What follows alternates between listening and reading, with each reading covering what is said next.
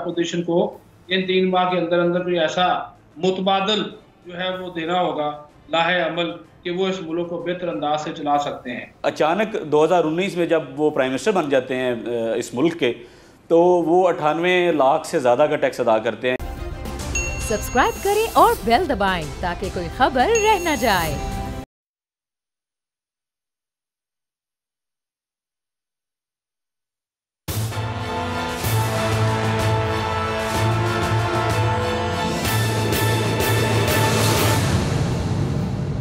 अस्सलाम वालेकुम नाज़रीन, मैं हूं आपका मेज़बान समी इब्राहिम और आप देख रहे हैं प्रोग्राम तज्ज़िया। मेरे साथ हैं हमारी को एंकर अलीना इलियास और स्काइप पर हमें ज्वाइन किया है हमारे जो सीनियर पॉलिटिकल कॉरेस्पोंडेंट हैं जनाब सदीक साजिद साहब ने। अभी थोड़ी देर में आ जाएंगे और मौजू आज सारा सियासत है। लाहौर से हमारे जो नुमाइंदे हैं शाहिद साहब, वो हमें प्रोग्राम के आखिरी सेगमेंट में ज्वाइन करेंगे जहाँ पर हम वज़ीर आज़म साहब का जो उनके जो रिटर्न है जिसमें अचानक उनका जो इनकम में इजाफ़ा हो गया है, वो क्यों इजाफ़ा हुआ है, कब से इजाफ़ा हुआ है, गोशवारे क्या बताते हैं, पूरी तफसील जो है वो उसमें है, वो आपको बताते हैं। लेकिन हमारे यहाँ पर सूरत हाल अचानक एक अजीब सी हो गई है। पिछले 2-3 दिनों से जो सियासतदानों ने बातें की हैं, जो आज मरीम नवाज़ साहबा ने जो बात की है वो जिसमें उन्होंने कहा कि ये हुकूमत चंद दिनों की मेहमान है, ये क्यों है, और फ़ॉरेन फंडिंग केस की भी आज वहाँ पर बहुत ज़्यादा कोशिश की अनवर मंसूर अली ख़ान ने कि किसी तरीके से जो सिक्योरिटी कमेटी की रिपोर्ट है वो उसका कुछ हिस्सा पोशीदा रह जाए, सीक्रेट रह जाए, लेकिन इलेक्शन कमीशन ने इस बात को तस्लीम नहीं किया। उसके बाद एहसन इकबाल साहब एक एमरजेंसी की भारत की तर्ज पर लगाने की बात कर रहे हैं इंदिरा गांधी के हवाले से। आपको ये बेसिकली सब हो क्या रहा है? सबसे DGISPR की एक प्रेस कॉन्फ्रेंस थी जिसमें उन्होंने ये कहा था कि जो एस्टेब्लिशमेंट को पॉलिटिक्स में लाने की बात हो रही है इससे परहेज़ करें, ये मुनासिब नहीं है। मैं आपको वो जो उनकी गुफ्तगू थी, सबसे पहले मैं आपको वो सुनवाना चाहता हूँ ताकि जो कॉन्टेक्स्ट में मैं बात कर रहा हूँ कि ये जो गुफ्तगू हो रही है ये वफाकी वज़रा की तरफ से हो रही है, क्यों हो रही है? क्या उन्हें DGISPR की गुफ्तगू पर एतमाद नहीं है? क्या वो ये सोचते हैं कि जो DGISPR ने बात कही थी ये सिर्फ़ दिखावे की बात थी, अंदरूने खाना पाकिस्तान की एस्टेब्लिशमेंट कुछ और सोच रही है?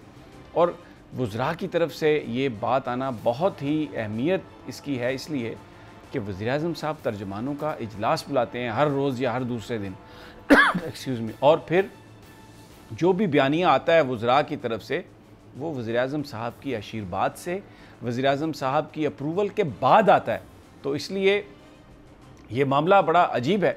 लेकिन आइए सबसे पहले मैं आपको DGISPR की जो प्रेस कॉन्फ्रेंस है जिसमें उन्होंने ये कहा था कि हम किसी से बात नहीं कर रहे, अगर कोई बात कर रहे हैं तो उनसे पूछे कि किससे कर रहे हैं। आइए, ये तो उन्होंने मंसूर साहब जो भोल के नुमाइंदे हैं उनके सवाल के जवाब में बात की। इसके अलावा एक और सवाल के जवाब में उन्होंने टोटली इसको डिसमिस किया और इस पर बड़े अफसोस का इजहार किया कि टॉक शोज़ में एस्टेब्लिशमेंट के बारे में बात शुरू हो जाती है और उन्होंने कहा कि मत बात करें आप एस्टेब्लिशमेंट की। आइए सुन लें ज़रा। ये जो गुफ्तगू है DGISPR की, इसके बाद अपोजिशन के गुब्बारे से हवा निकल गई थी और बहुत ज़्यादा अफसरदगी और परेशानी छा गई थी अपोजिशन के कैंप्स में। लेकिन वफाकी वज़रा इस बात को मानते हुए नज़र नहीं आ रहे। वो एस्टेब्लिशमेंट के हवाले से, वो पाकिस्तान की मिलिट्री के हवाले से, सियासतदानों से मुलाकातें उनकी और ड्रामेटाइज़ जिस तरीके से उन्होंने करने की कोशिश की है, ऐसा लगता है कि DGISPR की बात को उन्होंने बिल्कुल सच नहीं माना, उस पर कोई उन्होंने यकीन नहीं किया, कोई किसी तरह से वो उनकी बात मानने के लिए तैयार नहीं है। मैं आपको भी गुफ्तगू सुनवाऊँगा वज़रा की। सबसे पहले वज़ीर इत्तलात व नशरियात, क्योंकि वो वज़ीर-ए-आज़म की जो इत्तलात की टीम है उसको लीड करते हैं, बड़ी उनकी अहमियत है। वज़ीर-ए-आज़म साहब के बहुत वो करीब हैं और वज़ीर-ए-आज़म साहब ही अपने तर्जुमानों को बयानियात बताते हैं, देते हैं, डिस्कस करते हैं। आइए सुनिए फवाद चौधरी साहब क्या कह रहे हैं। अब फवाद चौधरी साहब क्या कह रहे हैं, ये 4 लोग जब किसी से मिलने गए और इन्होंने कहा कि आप नवाज़ शरीफ को छोड़ें और हमें क्यों नहीं, एस्टेब्लिशमेंट से मिलने गए। मुराद ये है कि पाकिस्तानी फ़ौज के किसी बंदे से मिलने गए, इंटेलिजेंस एजेंसी के किसी बंदे से मिलने गए। DGISPR मैंने आपको सुनवाया, कह रहे हैं कि मत डिस्कस करें एस्टेब्लिशमेंट को, हमारा कोई लेना देना नहीं, हमारा बहुत अच्छा ताल्लुक़ है पाकिस्तान की इस वक्त सिविल हुकूमत से। अब आ जाइए अली नवाज़ अवान साहब, ज़रा इनकी बात सुन लें। सीक्रेटली वो कह रहे हैं कि मिले, ख्वाजा आसिफ साहब और शाहिद खान अब्बासी सीक्रेटली वो कह रहे हैं कि वो मिले। अब शहबाज गिल साहब की बात सुन लें।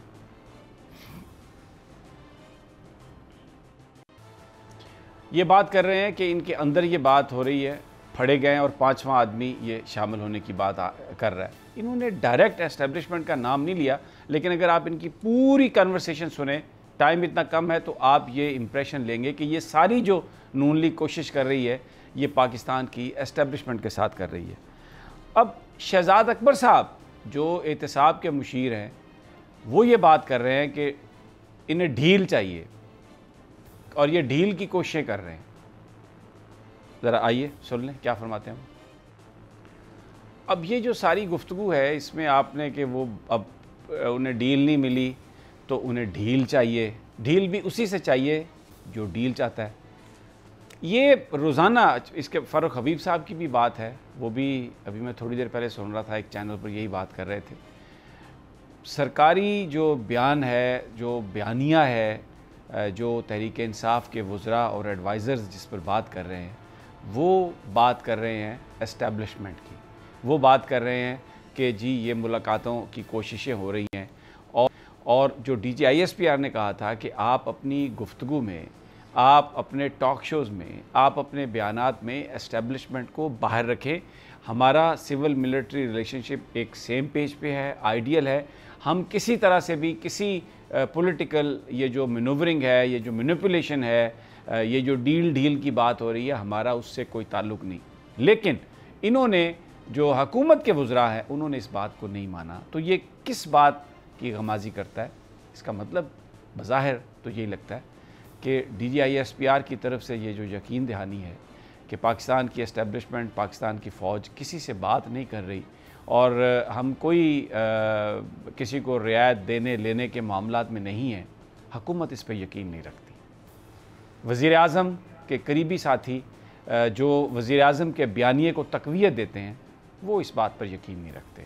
वो ये समझते हैं कि उनके साथ शायद कहीं धोखा हो रहा है, शायद कहीं फ्रॉड हो रहा है।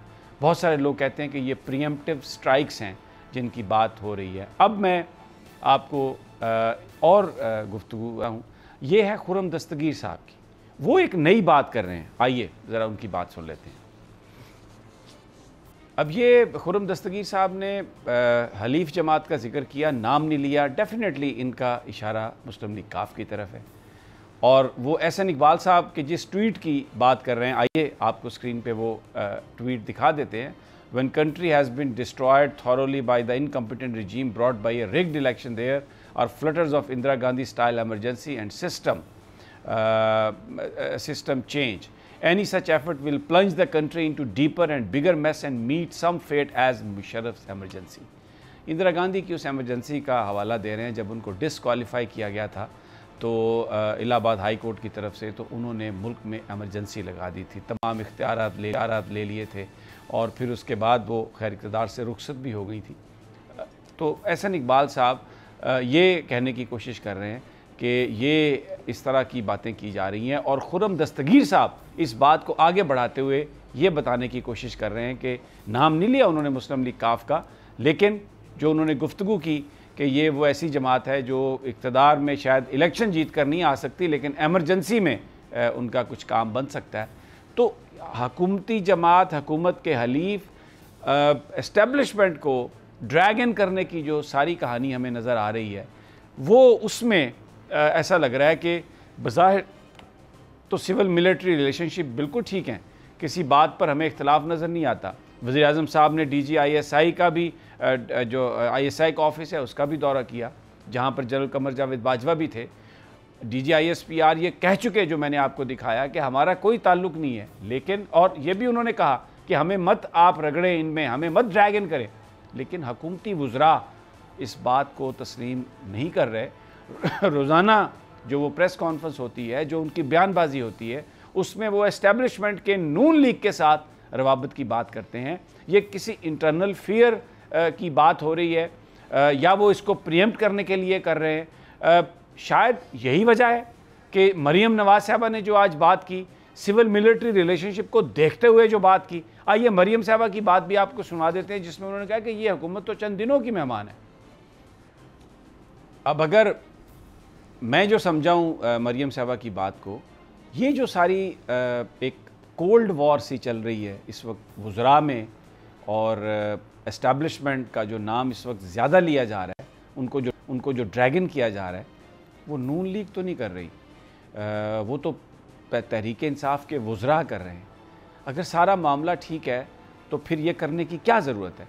और क्या मरीम नवाज़ साहबा इसी रवैये को देखते हुए ये कह रही हैं कि ये चंद दिनों की बात है? सदीक साजिद साहब ने हमें ज्वाइन कर लिया। मुस्लिम लीग नून का जो माइंड है बहुत बेहतर अंदाज में समझते हैं।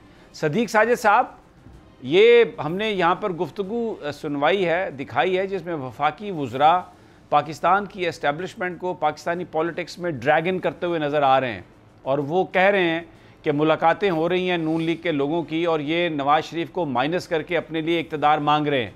हालांकि DGISPR अपनी प्रेस कॉन्फ्रेंस में ये कह चुके, रिक्वेस्ट कर चुके कि हमारा कोई इससे ताल्लुक़ नहीं, और ये कह चुके कि हमें ड्रैगन ना करें। लेकिन वफाकी जो वुज़रा जो वज़ीर-ए-आज़म साहब के दिए हुए बयानिए पर सारी कन्वर्सेशन करते हैं, वो ड्रैगन कर रहे हैं।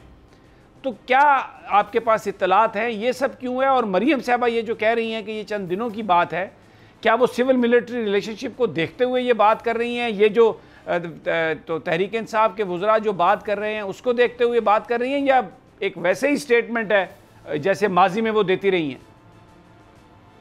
बहुत शुक्रिया समी साहब, आपने एक लफ्ज़ इस्तेमाल किया, प्रीएम्प्टिव स्ट्राइक। ये वही है। मुलाकातें तो इसमें तो कोई शक नहीं है कि गुज़श्ता दिनों मुलाकातें हुई हैं।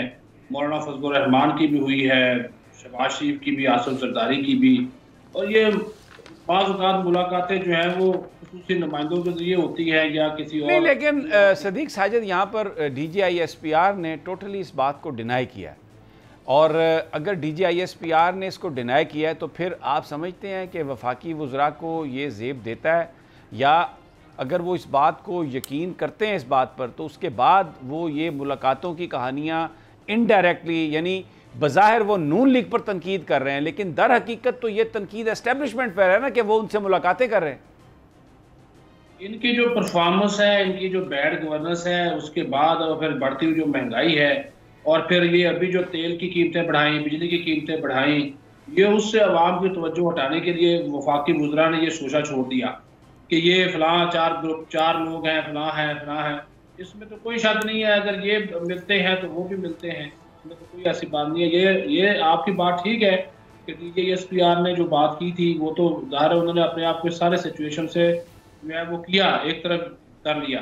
लेकिन ये जो वफाकी वुज़रा है, ये आज समझ लें कि इनका खौफ है कि ये शायद आने वाले हैं या कुछ होने वाला है, क्योंकि आप जो ये 3 महीनों की बात की जा रही है, 3 माह के अंदर अंदर या तो इमरान खान को अपनी परफॉर्मेंस बेहतर करना होगी, गवर्नेंस बेहतर करना होगी, या करप्शन का खात्मा ये वो, या फिर अपोजिशन को इन 3 माह के अंदर अंदर कोई ऐसा मुतबादल जो है वो देना होगा, लाहे अमल, कि वो इस मुल्क को बेहतर अंदाज से चला सकते हैं। क्योंकि इस बात से तो दोनों डिनाई नहीं कर रहे कि 3 माह जो है वो हर कोई कह रहा है 3 माह बड़े अहम है।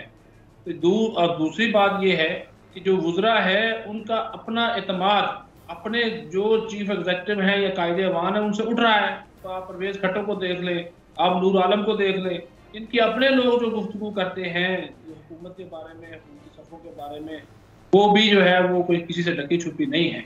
तो वो एक तरह की खुद भी इमरान खान साहब का जो एक जो होता है कंट्रोल पार्टी के ऊपर या अपनी कबीना के ऊपर। मैं आज भी आपको बताऊँ, आज भी जो इनके एक इत्तेहादी हैं इसी गैस के मसले पे बोले हैं MPM वाले, उनके वफाकी वज़ीर हैं, वो कबीना में बरसे हैं, उनके वज़ीर-ए-आज़म से कहा, उन्होंने कहा ये बहुत बड़ा बुहरान है।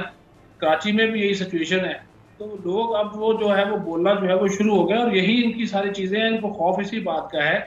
दूसरी तरफ जो बात है ना, जो आप बात कर रहे हैं, जो मरीम नवाज का भी आपने साठ सुनवाया कि दिनों की बात है, ये कहीं जा रही है, ये जो बदली कर रही है, ये मैं आप खुद अपने किसी जो गैर जानबदार सोर्स है उससे बात कर लें। क्या पिछले दिनों कोई फजलुर रहमान साहब नहीं मिले, या जरदारी साहब नहीं मिले, या कोई और शहबाज शरीफ साहब और लोग नहीं मिले? मैं वो बात कर रहा हूँ ना, ये बात मुलाकातें ऐसी होती है सभी साहब जो कि बराह रास्त नहीं होती। लेकिन मैं तो किसी ना आपको किसी मैं आपको एक बात बताऊं, मैंने अपने ज़राए से कंफर्म किया, मैं ये मतलब जो मेरे ज़राए हैं वो इस बात की मुकम्मल तरदीद करते हैं कि जनरल कमर जावेद बाजवा से या DGISI से किसी सियासतदान की मुलाकात नहीं हुई। कोई किसी जूनियर रैंक के किसी बंदे से कोई बात हुई हो तो मुझे नहीं पता। लेकिन मैं आपको एक और बात बता दूं, यहाँ पर यह बात भी हमें पता है कि बाकायदा तौर पर यह मरासला गया जो हमारे फील्ड में जो लोग काम करते हैं कि कहीं से किसी से भी अगर आपने कोई मुलाकात करनी है तो फिर उससे पहले आपको इजाज़त लेनी होगी, यानी किसी ऐसे मुल्की मसले पर जिसमें कोई इनपुट आपकी ज़रूरत है, विच इज़ नॉट इंटरनल जो इशू, तो आप मुलाकात अगर करनी है तो इजाज़त के बगैर आप नहीं कर सकते। इतना स्ट्रिक्ट जो पाकिस्तान की एजेंसीज़ के हवाले से, ख़ास तौर पर ISI के हवाले से मैं आपको ये बात बता रहा हूँ कि ये मरासला है। और ये मैं फिर कह रहा हूँ with responsibility on this screen कि जो मेरे सोर्सेज हैं इंतहाई रिलायबल, वो ये कहते हैं कि DGISI, DGI general Nadeem Anjum और जनरल कमर जावेद बाजवा, इनकी किसी से मुलाकात नहीं हुई। सभी साहब मैंने दोनों का नाम नहीं लिया, मैं फिर उसी बात पे हूँ। और मैं एक जगह पे बैठा था तो एक अहम दीनी शख्सियत से बात हो रही थी, तो वो बता रहे थे कि उनकी जो है वो मुलाकात, मैं तो बात यही कह रहा हूँ कि मुलाकातें बाज़ औक़ात नुमाइंदों से हो जाती हैं, बाज़ औक़ात ऐसे अशख़ास हो जाती हैं जो कि समझते हैं कि वो सारे मामले को हल कर सकते हैं। बाज़ औक़ात अब जो नवाज शरीफ से मुलाकातें हुई है, क्या वहाँ पे आर्मी चीफ गए थे या DGISI गए थे जो उनके वहां पे जाकर ये सारी डील शील ये वो जितना भी है वो सारी बातें हो रही हैं? लेकिन इस डील को देखें, इस डील का तासुर तो नून लीग ने दिया पहले, और DGISPR ने गुफ्तगू करके प्रेस कॉन्फ्रेंस करके इस सारे गुब्बारे से हवा निकाल दी। और उसके बाद मैंने नहीं सुना कि यहाँ पर कोई भी नून लीग का बंदा जो है उसने कोई इस तरह की, ये तो वफाकी वज़रा ने शुरू कर दिया अचानक। 5 बंदे हैं, 4 बंदे हैं, जाना चाह रहे हैं, उन्होंने कहा जी हम फारिग कर देंगे शरीफ खानदान को, हमें आप आजमाएं। तो ये तो हुकूमती लोग कर रहे हैं, नून लीग तो नहीं कर रही अब। जी मैं वही कह रहा हूँ ना, ये हुकूमती लोगों को कोई ना कोई तो इनको अब एहसास हुआ हो ना, कोई तो इनको भी इंफॉर्मेशन मिली होगी। इंफॉर्मेशन, अच्छा आप कहते हैं इंफॉर्मेशन। अच्छा मैं अलीना आपकी तरफ आता हूँ, बड़ी खामोशी से आप बड़ी देर से सुन रही हैं। बताइए, जब इतनी कैटेगोरिकल डिनायल आ गया DGISPR की तरफ से, और हमें ये पता है इस बात का कि आम जो मरासले जिस तरह से जो डायरेक्शंस जो गई हैं ऑफिसर्स को, बिल्कुल कोई मुलाकातें इस तरह की नहीं हो रही, तो ये फिर सब क्या है? What do you make out of it? SIM साहब मुझे तो ये लगता है, देखिए जब इमरान खान साहब की गवर्नमेंट आई थी तो इमरान साहब की गवर्नमेंट के हवाले से यही कहा जाता था कि ये जो गवर्नमेंट आई है इसके पीछे इस्टेब्लिशमेंट है। चलें जी, मान लेते हैं जी इस्टेब्लिशमेंट थी, लेकिन लोगों ने उनको भारी मैंडेट दिया, और भारी मैंडेट देने की वजह ये थी कि वो तब्दीली लेकर आएंगे।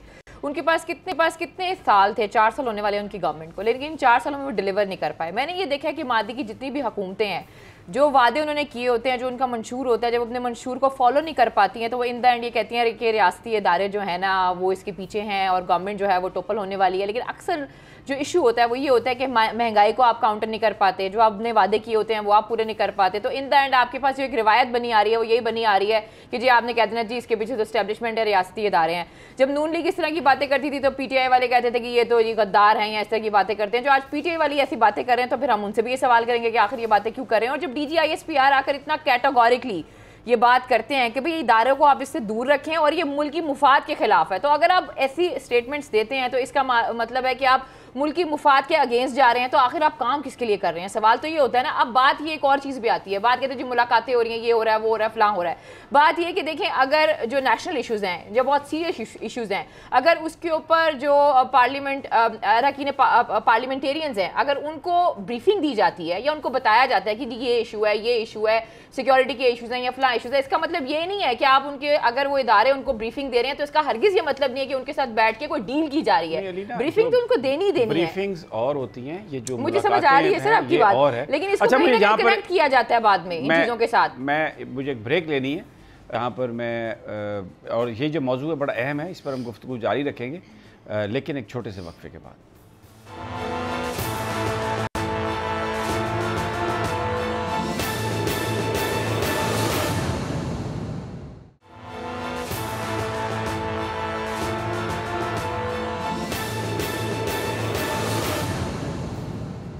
वेलकम बैक नाजरीन। बात हो रही है इस वक्त जो वफाकी वज़रा बयानबाजी कर रहे हैं।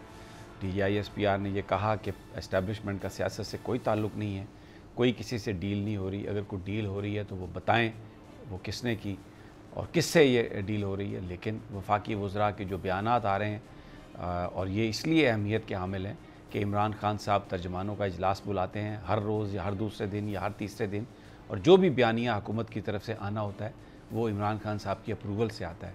तो क्या DGISPR की बात पर यकीन नहीं है इमरान खान साहब को, उनके वज़रा को? क्या वो ये समझते हैं कि उनको बिट्रे किया जा रहा है? क्या वो ये समझते हैं कि उनके साथ झूठ बोला जा रहा है? अपोजिशन ने जो एक कैंपेन बिल्ड की थी जिसमें ये था कि डील हो रही है, डील हो रही है, DGISPR की प्रेस कॉन्फ्रेंस के बाद उनके गुब्बारे से तो हवा निकली। उन्होंने DGISPR की बात को समझा और एस्टेब्लिशमेंट के हवाले से बात करना बंद की। बल्कि मैं आपको भी एक शाहिद खाकान अब्बासी साहब का शॉर्ट सुनवाता हूँ जिसमें वो फवाद चौधरी साहब को चैलेंज कर रहे हैं कि हम ज़रूर सेनेट के चेयरमैन के घर गए थे, लेकिन आप बताएं वहाँ पर और कौन था, अगर आपको को पता है तो नाम बताएं आप। वो डिनाई कर रहे हैं, अपोजिशन वाले अब डिनाई कर रहे हैं एस्टेब्लिशमेंट से मुलाकातें। लेकिन हुकूमती वज़रा जो वज़ीर-ए-आज़म साहब के तर्जुमान हैं सारे के सारे, वो कह रहे हैं कि जनाब एस्टेब्लिशमेंट से नून लीग की मुलाकातें हो रही हैं और ये बात एक बड़े ही सोफिस्टिकेटेड तरीके से की जा रही है। यानी बज़ाहिर ऐसा लगता है कि ये वो नून लीग पर तनकीद कर रहे हैं, लेकिन दर हकीकत वो पाकिस्तान की एस्टेब्लिशमेंट पर, पाकिस्तान की फ़ौज पर, पाकिस्तान की इंटेलिजेंस एजेंसीज पर यह इल्ज़ाम लगा रहे हैं कि जनाब आप तो नून लीग के साथ, अपोजिशन के साथ रवाबत में हैं। आइए आपको शाहिद खाकान अब्बासी की मैं ये गुफ्तगू सुनवाऊँ, फिर उसके बाद चलते हैं जनाब सदीक साजिद की तरफ। यानी वो बिल्कुल ये कह रहे हैं कि हम सादिक, क्योंकि इल्ज़ाम यह लगा था कि सेनेट चेयरमैन के घर किसी बड़े आदमी से मुलाकात हुई। बड़े आदमी से मुराद एस्टेब्लिशमेंट का कोई आदमी, कोई जर्नैल, नाम नहीं लिया गया उसका। तो इसको शाहिद खाकान अब्बासी साहब ने चैलेंज किया फवाद चौधरी साहब को कि अगर किसी से मुलाकात हुई है, कोई नाम पता है तो बताओ किसका नाम है। मैं आपको फवाद चौधरी साहब की गुफ्तगू दोबारा सुनवा देता हूँ जिसमें वो ये कह रहे हैं कि इनकी मुलाकातें हो रही हैं। आइए सुन लें।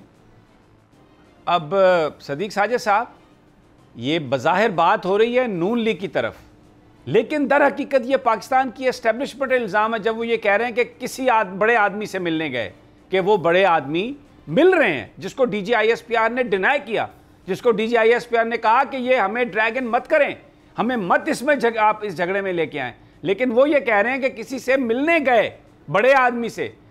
तो ये वज़ीर-ए-आज़म साहब को गुमराह किया जा रहा है या वज़ीर-ए-आज़म साहब की तरफ से कहा जा रहा है वज़रा को कि आप ये बयान दें? ये मुआजरा है क्या सदीक साजिद साहब? आपने अपनी इस गुफ्तगू के दौरान बहुत बड़ी बात कह दी है। आपने अल्फाज बोले कि वज़ीर-ए-आज़म तर्जुमानों का इजलास करते हैं हर दूसरे तीसरे दिन बाद और वो एक बयानिया देते हैं और उस बयानिए को फिर वज़रा आगे लेकर चलते हैं। इसका मतलब ये हुआ कि ये सारा कुछ वज़ीर-ए-आज़म की मंजूरी से और उनकी हिमायत से हो रहा है। कर कौन रहा है?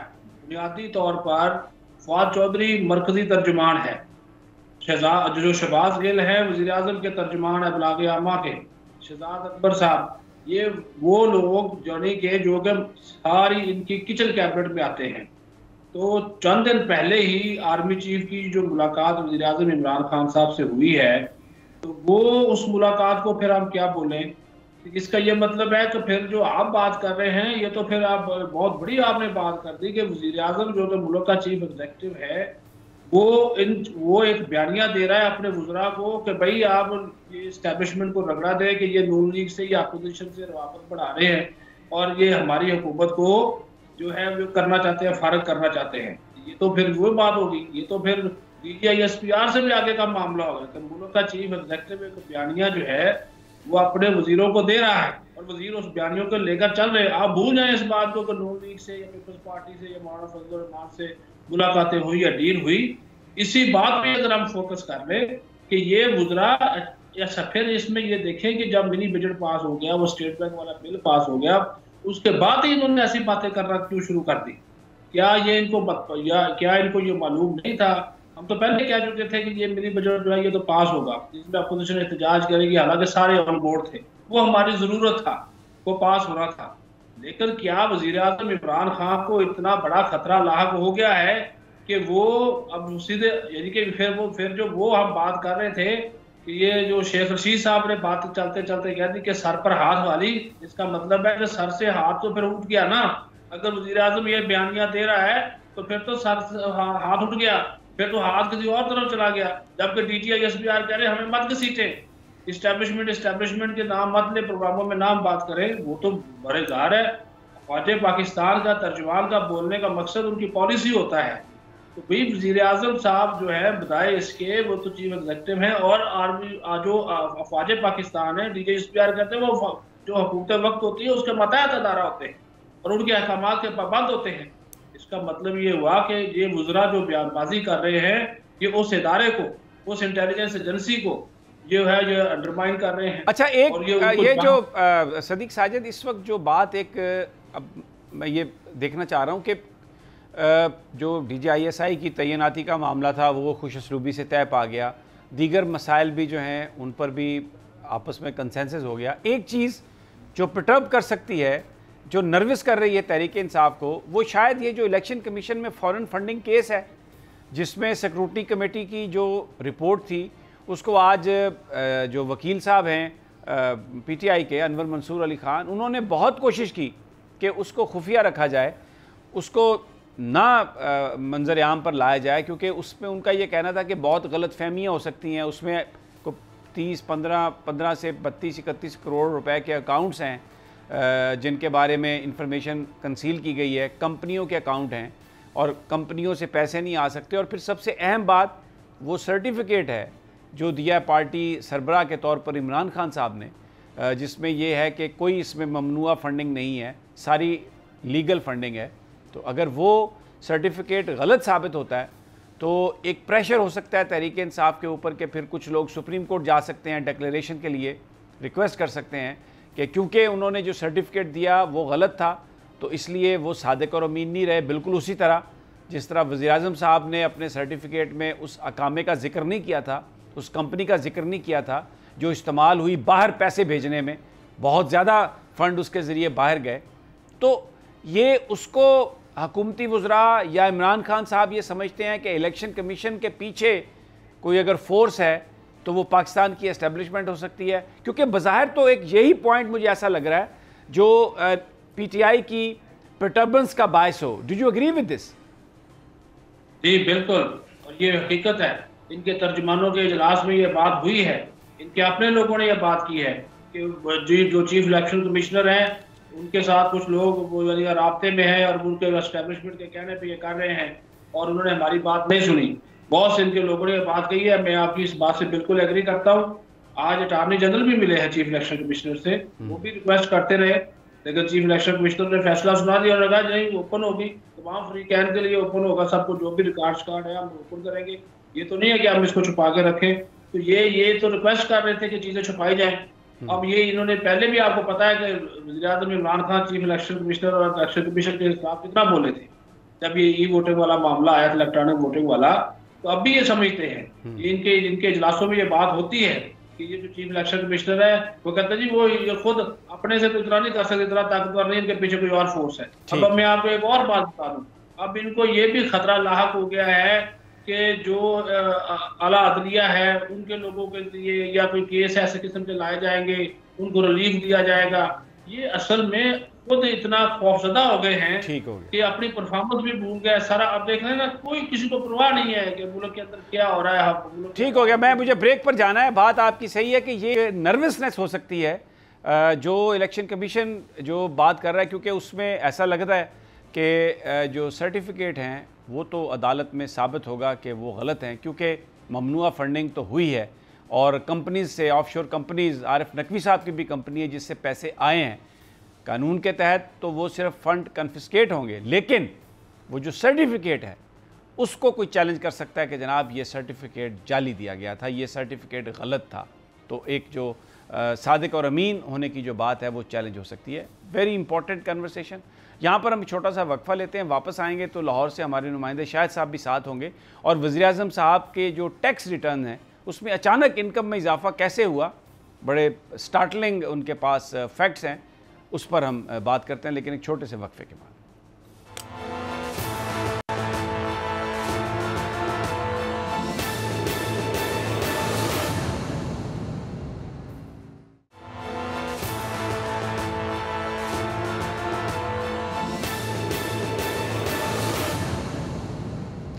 वेलकम बैक नाजरीन।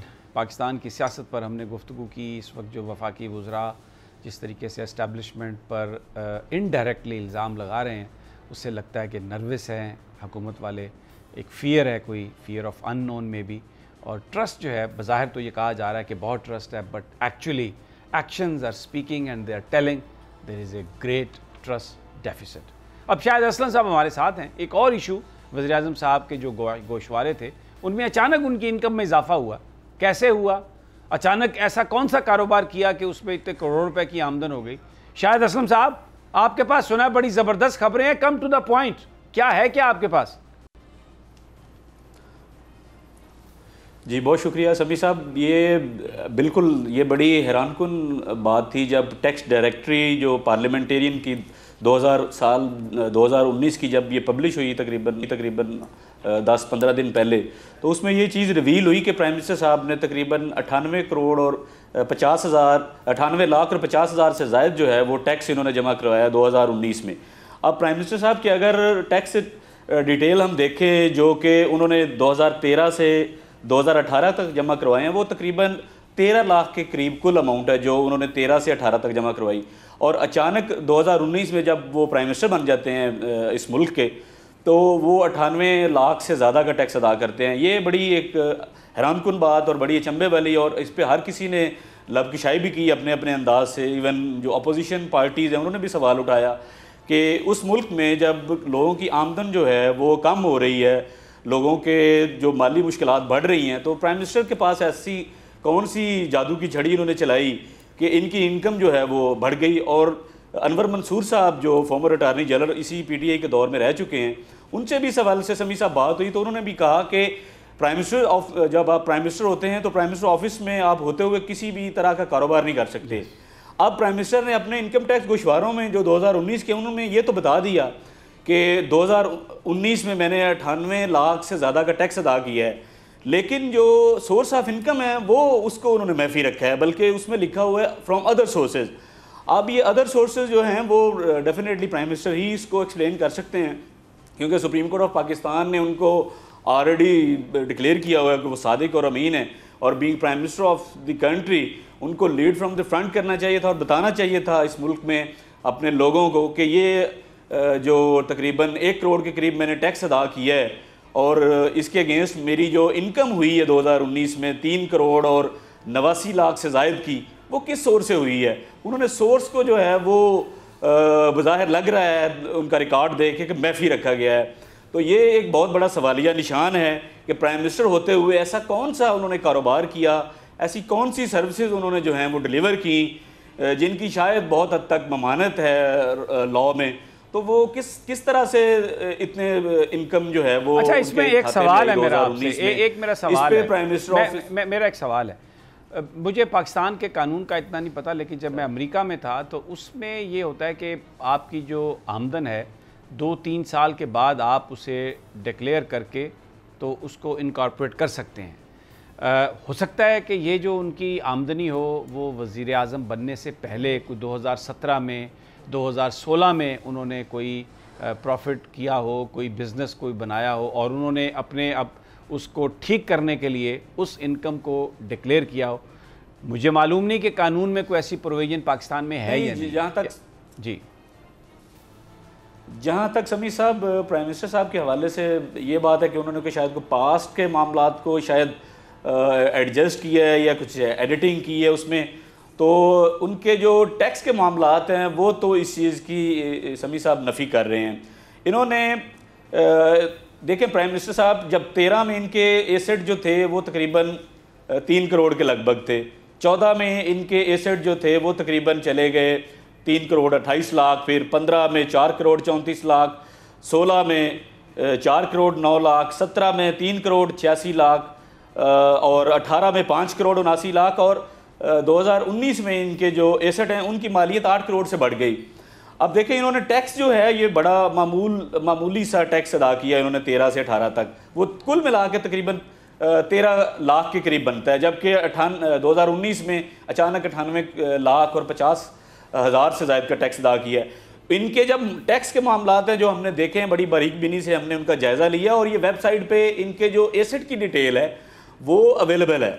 हमने ये डिटेल अपना ये जो है ये इंटरनेट से हमने ली है। इसके अलावा हमने कुछ गवर्नमेंट के जो मुख्तलिफ सोर्सेज हैं उनसे भी और टैक्स डायरेक्टरी से, इन तीनों मुख्तलिफ ज़राए से जब सारी चीज़ों का हमने जायज़ा लिया तो उसमें कहीं भी इस तरह की चीज़ नहीं लगती कि प्राइम मिनिस्टर ने कहीं चीज़ों को बेहतर किया है, कि उन्होंने एडजस्ट किया हो। नहीं, एक चीज़ ज़रूर आ रही है सामने समी साहब के 18 में प्राइम मिनिस्टर साहब ने ये अपने जो अपना टैक्स मामलात में ये जाहिर कर रहे हैं कि उन्होंने फ़िरोज़वाला के मकाम पे 80 कनाल इनहेरिटेड लैंड थी, उनको उसमें 5 करोड़ रुपए का जो है वो उनको एडवांस मिला है। और फिर 2019 में जाके प्राइम मिनिस्टर साहब ने मेंशन किया हुआ है कि मुझे वो एडवांस जो है वो 7 करोड़ रुपए तक उस प्रॉपर्टी का मिला है। लेकिन वो जो एडवांस है जो प्राइम मिनिस्टर साहब ने मेंशन किया हुआ है 5 करोड़ और 7 करोड़ 18 और 19 में, वो अलग से मेंशनड है।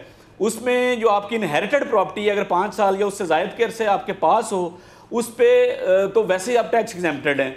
सो लिहाजा ये कुछ और चीज़ हुई है, कुछ और कारोबार शायद हुआ है। फिर एक और सवाल दूसरा मेरे ज़राए सा जी प्लीज़ आप कंप्लीट कर लें, फिर मैं सवाल करता हूँ। जी इसमें समी साहब हमारे ज़राए से ये भी चीज़ पिन पॉइंट वो ये भी कर रहे हैं कि शायद ऐसा लग रहा है प्राइम मिनिस्टर के टैक्स के मामलात को देखते हुए कि ये कोई बैंकिंग ट्रांजैक्शन नहीं हुई। जो 3 करोड़ 89 लाख के करीब जो अमाउंट प्राइम मिनिस्टर साहब को मिली है इनकम की सूरत में जो 2019 में, ये कैश की सूरत में लग रहा है उनके जो टैक्स के मामलात को देखते हुए। तो ये भी एक सवालिया निशान है उस लिहाज से कि प्राइम मिनिस्टर साहब को कैश की सूरत में इतनी ज़्यादा अमाउंट जो है वो किस ऐसी सर्विस की मद में मिली है, कौन सा ऐसा उन्होंने कारोबार किया है। कारोबार की तो वैसे ही ममानत है, आप जब एक गवर्नमेंट ऑफिस को होल्ड कर रहे हैं तो ये क्योंकि ट्रांसपेरेंसी का तकाजा है, ये अकाउंटेबिलिटी का ये तकाजा है कि प्राइम मिनिस्टर साहब को बिल्कुल ये वाज़ेह तौर पे आके सामने बताना चाहिए कौम को कि ये जो 4 करोड़ के करीब उन्हें अमाउंट आई है, जो आमदन हुई है 2019 में, ये किन ज़राए से हुई है, उनका सोर्स ऑफ इनकम क्या है। क्योंकि इस तरह की अमाउंट जो है वो इससे पहले के उनके टैक्स के जो मामलात हैं, उनके टैक्स रिकॉर्ड में इस तरह की इनकम जो है वो शो नहीं हो रही। अच्छा शाहिद मुझे ये बताइए कि इनहेरिटेड प्रॉपर्टी का आप जिक्र कर रहे हैं कि हो सकता है उन्होंने अपनी इनहेरिटेड प्रॉपर्टी जो है वो बेची हो, लेकिन क्या वो इनहेरिटेड प्रॉपर्टी जो है उनके अपने एसेट्स में वो डिक्लेयर्ड है पहले, इतनी जो महंगी ज़मीन है?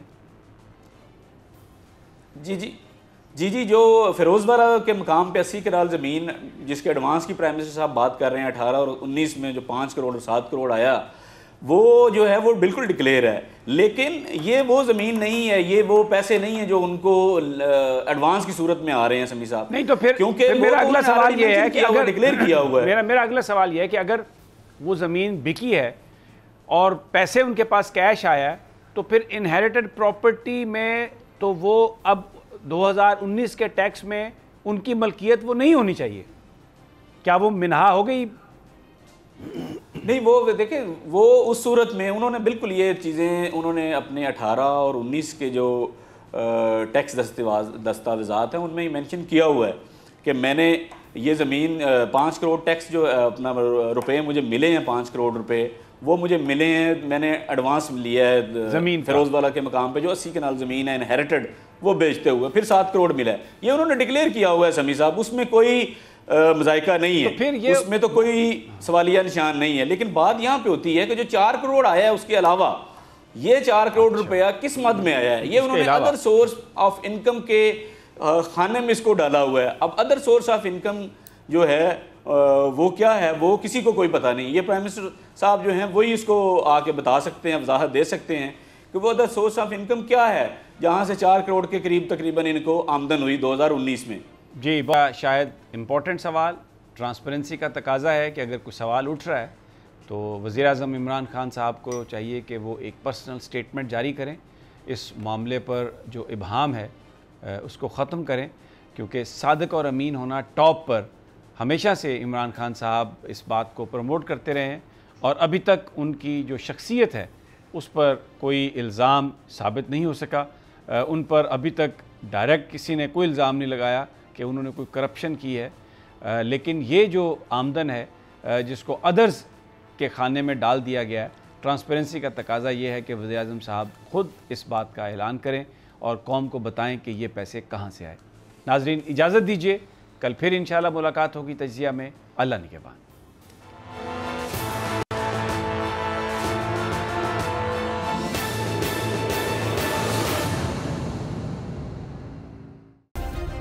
सब्सक्राइब करें और बेल दबाएं ताकि कोई खबर रह न जाए।